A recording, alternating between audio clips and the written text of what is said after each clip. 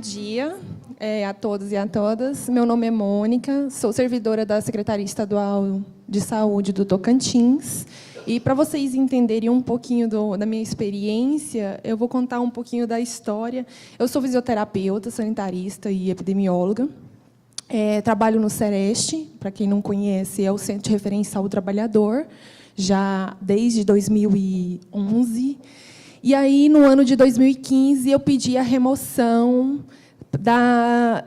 do Sereste para o Hospital Infantil de Palmas, porque a gente estava propondo uma série de estratégias e atividades e não estava conseguindo ter uma resolutividade. Então, eu particularmente quis ir ao campo, à prática, para poder tentar avaliar o que a gente estava propondo e que não estava a contento. Essa unidade onde foi realizada essa experiência, né? O Tocantins, ele é um estado novo, né? Foi criado em 1988, vai fazer 30 anos agora neste ano. E aí a gente tem uma peculiaridade, porque a gente não tem uma história, a gente está escrevendo a nossa história, né? E aí os trabalhadores ali do SUS, ele carrega a história de onde ele partiu. Então, assim, é uma congregação de várias histórias, de vários olhares, de várias experiências, de várias práticas. Então, a gente tem muitos pontos, do mesmo jeito que pode ser facilitador, mas também dificultador, porque a gente tem vários tipos de culturas, de formações diferentes, de olhares diferenciados. O Hospital Infantil, ele é um hospital que foi inaugurado em 2005. Ele saiu do Hospital Maternidade de Referência Dona Regina para ser um hospital exclusivamente pediátrico. Ele tem 32 leitos cadastrados no Ministério da Saúde, mas, na realidade, a gente funciona com 58. Ele presta assistência a crianças de 28 dias até 11 anos, 11 meses e 29 dias. Em situação de urgência e emergência na alta complexidade. Então, a gente oferece atendimentos nas especialidades de dermatologia, endocrinologia, cardiologia, cirurgia geral, cirurgia pediátrica, imunologia, infectologia, nutrição, fisioterapia, terapia ocupacional, fonoaudiologia, psicologia, farmácia, serviço social e cirurgias odontológicas a pacientes especiais. E aí alguns serviços de diagnóstico mais complexos, como ultrassom e raio-x. Então, no ano de 2015, a gente teve uma troca de gestão no Estado, e aí coincidentemente, eu fiz esse pedido, né, para a Secretaria de remoção para esse hospital, e aí o cenário encontrado lá, eu fui com uma proposta de tentar implantar a saúde do trabalhador para o trabalhador do SUS dentro do local, né, que era uma tentativa que o Sereste vinha fazendo ao longo do tempo. E, na verdade, por interesses políticos, né, que às vezes não é tão interessante, a gente não conseguia efetivar. A gente conseguiu somente um decreto estadual, onde, a partir de 2010, a gente já tinha uma iniciativa de implantar essa saúde do trabalhador para o trabalhador do SUS a partir de comissões locais, que a gente denominou como COUSAT. Então, eu fui para o hospital na intenção de fazer e experienciar um projeto de qualidade de vida e ambiente de trabalho saudável dentro dessa unidade. E lá a gente encontrou um cenário bem caótico. Profissionais separados por classes, né? Então, a gente havia setores, setor da fisioterapia, setor da fonoaudiologia, não era por produção ou por atenção, né, na especialidade, era por classes profissionais, a divisão de setores lá. Não havia rendimentos daquele profissional, como ele executar, o que ele fazia dentro daquela unidade. Não havia fluxo atualizado. a gente não conseguia, os profissionais não conseguiam perceber qual era a estrutura geral do hospital, qual era a missão, e a que ele se prestava, qual era a população que ele atendia. Havia uma desarticulação da equipe de humanização e da equipe de educação permanente dentro do hospital com os demais profissionais. Então, quanto à educação permanente, as demandas de cursos e capacitações, ela era vista, analisada de forma superficial e por demanda.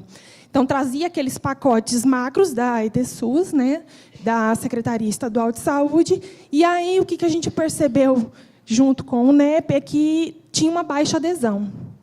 Aqueles profissionais ali da assistência, eles não enxergavam aqueles pacotes de cursos como proveitoso, como algo que poderia realmente fazer parte do seu cotidiano.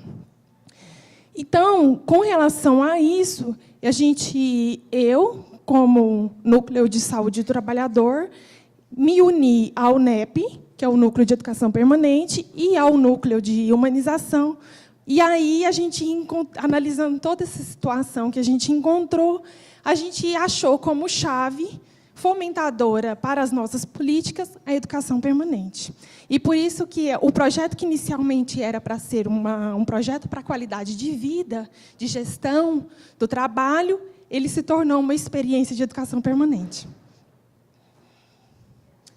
Então, pautado na Política Nacional de Promoção ao Trabalhador do SUS, no protocolo do Ministério da Saúde, número 008, e da Política Nacional de Humanização, a gente propôs esse projeto e um plano de trabalho com vistas a assegurar, né, a saúde do trabalhador, a valorização do trabalho e a melhoria do serviço a ser prestado no usuário. Então, inicialmente, a gente tinha como foco melhorar o ambiente de trabalho e fornecer um atendimento com mais qualidade.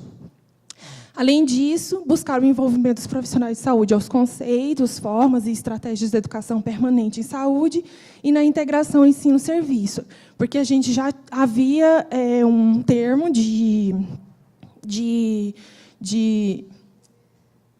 esqueci a palavra agora, mas a gente tinha um convênio com as instituições de saúde, a gente já tinha os estagiários dentro da unidade.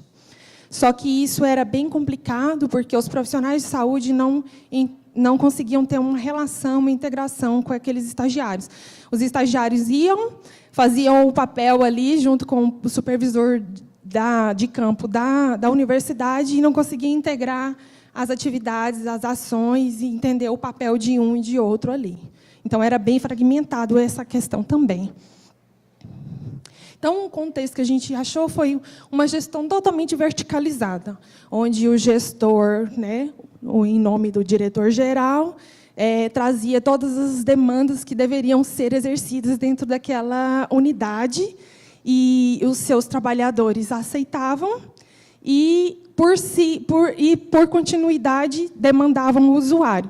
Então, o usuário ele não era visto como foco central, ele não era ouvido, e isso era um cenário bem complicado, porque, nas reuniões de supervisores, parecia uma praça de guerra. Era uma série de problemas, onde um apontava para o outro a sua deficiência, acusava uns aos outros o motivo, o ponto de ser o fator daquele problema, e não conseguiam sair com soluções nenhuma. E, para além disso, o usuário nunca era ouvido. Eram postas decisões que, às vezes, não conseguia atender aquele perfil, né? Então, o que a gente queria? Era uma gestão horizontalizada, compartilhada. A gente sonhou e almejou todos os dispositivos da PNH. Né? Esses 3 núcleos almejou muito a cogestão. E aí a gente começou a trabalhar nesse sentido de chegar na cogestão dentro daquela unidade. Então, o projeto ele foi desenvolvido com esses 3 núcleos bases dentro do hospital. O Núcleo de Saúde do Trabalhador, o NAST, o Núcleo de Educação Permanente e a Humanização. A gente iniciou o projeto em 2015 e meio que Encerramos, mas vocês vão entender um pouco daqui a pouco, mas em 2017. O público-alvo era toda a gestão hospitalar, com todos os seus trabalhadores, envolvendo também os usuários. O objetivo era aprimorar os processos de trabalho em equipe multiprofissional no Hospital Infantil de Palmas, através da educação permanente, e promover a integração ensino-serviço. Elencar as demandas dos integrantes das equipes, promover nas participantes um processo reflexivo que permitisse uma mudança significativa em suas queixas, uma promoção de melhoria no relacionamento interpessoal, que era um ponto muito complicado, estimular a aceitação de mudanças, evidenciando aspectos positivos da mesma, provocar situações que motivassem os funcionários, fortalecer a gestão da unidade hospitalar com a visão de colegiada, com a consequente autorresponsabilização dos servidores com o serviço a ser prestado. Uma valorização do trabalho com a proatividade, autonomia e criatividade, que a gente não conseguia perceber na situação que a gente analisou inicialmente. Então, a gente utilizou das estratégias da educação permanente, da PNH e da gestão participativa. Qual foi a proposição? A partir das reuniões mensais da gestão com os coordenadores de setor, a gente propôs para a gestão que seria muito mais fácil, porque também não havia uma aceitação dos trabalhadores com a gestora da época, até mesmo porque ela não é de formação da saúde, ela é administradora. Na verdade, ela é uma administradora e engenheira agrônoma. Então, tinha uma hostilidade muito grande com a gestora. E aí, acabamos por convencê-la que, se a gente atuasse com esse projeto, a gente facilitaria a gestão dela. E aí, assim foi feito. A gente utilizou os espaços das reuniões mensais como um local de processo de educação permanente com aqueles trabalhadores. Então, iniciamos essas rodas de conversas com o grupo gestor, que a gente assim denominou, e, paralelamente, com os trabalhadores. A gente denominou esse projeto Café com Prosa. A gente fornecia um lanche e convidava os trabalhadores para poder estar participando de um momento de debate, de troca de conhecimento, para poder levar a um processo de mudança. Essas rodas de conversa geraram demandas de capacitação, tanto para poder melhorar as competências como as habilidades. As parcerias com a IES, em forma de estágio, também foram um outro ponto que também foi necessário no projeto. A gente conseguiu fazer reuniões ampliadas. Das reuniões de gestão, surgiram reuniões paralelas entre os profissionais para poder discutir projetos terapêuticos singulares que não existiam no hospital e também a questão da clínica ampliada. A escuta do trabalhador, ela também foi um pouco mais trabalhada através da busca ativa da humanização e também da ouvidoria, e a escuta do trabalhador ela foi feita através da COLSAT, que era essa comissão local dos trabalhadores, e também por urnas. As ações, né? Então, a gente fez primeiro uma análise situacional de todo esse processo de gestão do trabalho, com esses 3 núcleos, apresentamos o projeto para a gestão dos trabalhadores. A gente aplicou um questionário antes para poder tentar visualizar qual era a visão que os trabalhadores tinham do ambiente de trabalho. Foram feitas essas rodas de conversas nesse modo de fazer essa educação permanente. As capacitações vieram para poder agregar essa demanda dessa necessidade de formação que a gente percebeu, dessa deficiência na formação que a gente percebeu. O convênio com as instituições de ensino, elas começaram a ter um desenho diferenciado e a gente também provocou novas aquisições, novas demandas de estágio, principalmente para esse grupo gestor. A gente solicitou um estágio específico para esse projeto, que era para trabalhar a questão da relação interpessoal junto à disciplina de psicologia. A clínica ampliada ela foi introduzida dentro da unidade por meio do projeto terapêutico singular e os dispositivos para poder tentar fazer uma gestão colegiada e compartilhada. Então, a gente saiu da gestão verticalizada, com o intuito de chegar na cogestão, a gente alcançou a gestão horizontalizada, com a participação do usuário. Da assistência fragmentada, a gente conseguiu atingir uma assistência integral. Das ações isoladas, a gente conseguiu integrar as práticas, né, dos profissionais, desenhando planos terapêuticos singulares dentro do hospital.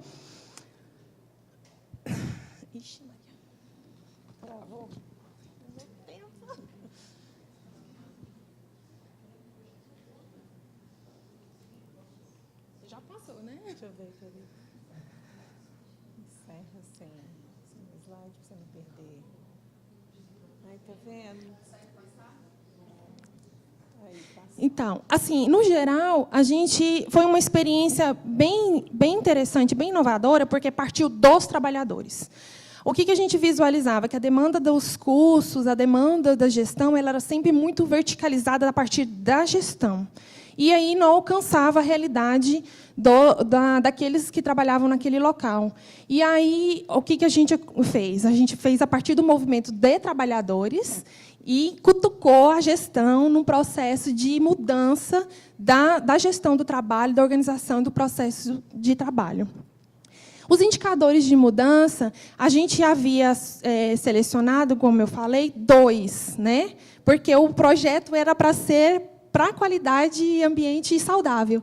Então, a gente estabeleceu a qualidade de vida no trabalho e estabeleceu a qualidade do atendimento, né, como indicadores de mudança.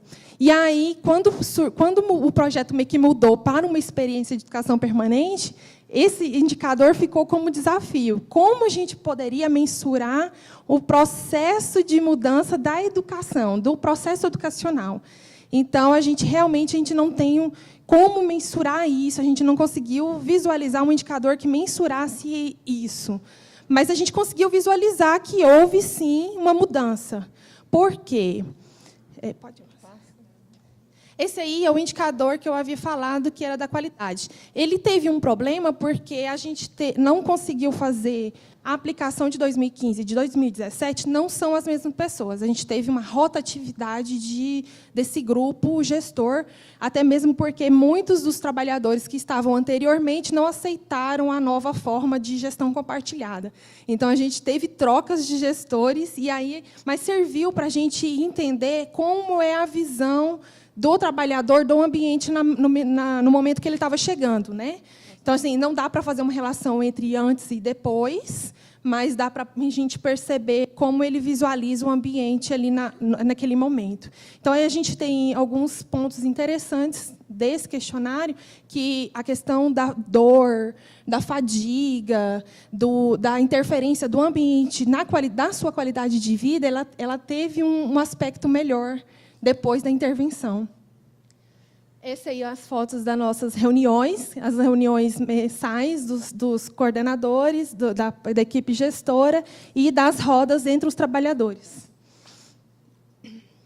Aí um ponto muito interessante é que, realmente, a gestão compartilhada, esse processo educacional permanente em saúde, teve um resultado muito positivo na qualidade da assistência das nossas crianças, né? A gente teve uma redução de 19,21% das denúncias e reclamações do ano de 2015 para 2017. Mônica, nós agradecemos muito e parabenizamos. Tá? Leva o nosso abraço e a gente agradece a participação. São experiências muito ricas. Infelizmente, às vezes eu preciso interromper, mas eu te agradeço.